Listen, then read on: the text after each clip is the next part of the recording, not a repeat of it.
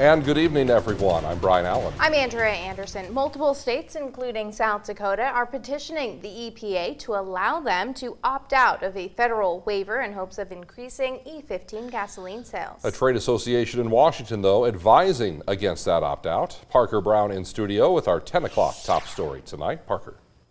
Brian, American Fuel and Petrochemical Manufacturers, or AFPM, is raising concerns about the effects of 8 Midwestern states removing the RVP waiver, saying it would negatively affect the supply chain and increase the cost to consumers.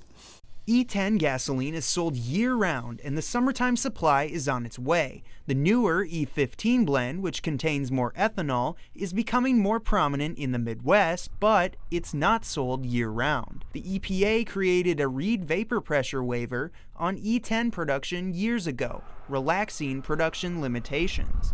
Now, Iowa, Illinois, Minnesota, Missouri, Nebraska, Ohio, South Dakota, and Wisconsin are asking the EPA to give equal opportunity to both fuel productions by removing the waiver and approving sales of E15 year-round. Rather than extending that waiver to E15, what the governors are asking EPA to do is actually take that waiver away for E10. And what that does is it changes the base gasoline that needs to be distributed across these 8 states. The benefit to these 8 states, if allowed to opt out, would be increased sales for the corn and ethanol industry. If these states get their way, the AFPM warns of some unintended consequences that could actually raise costs for producers and retailers. Because this requires real infrastructure upgrades at refineries, that takes time and money. We had a modeling firm take a look at, do a refinery by refinery analysis,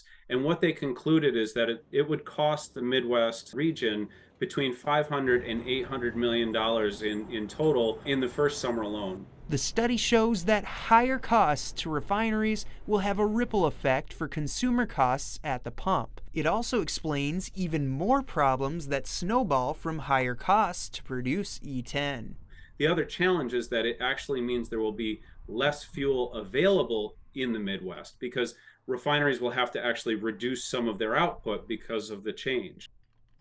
The EPA will likely make their decision this summer, and if the opt-out is approved, implementation for producers and retail gas stations will begin for 2024. Brian and Andrea. All right, Parker, thank you so much.